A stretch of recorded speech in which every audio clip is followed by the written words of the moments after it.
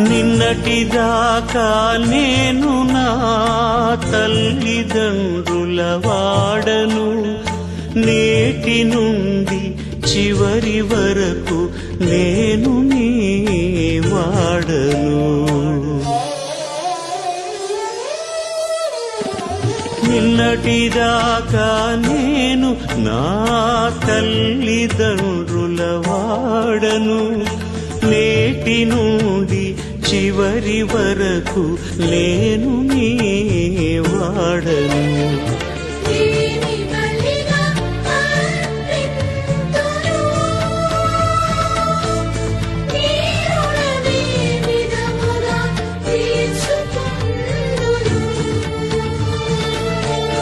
అందుకు నా జీవితమే అర్పణగా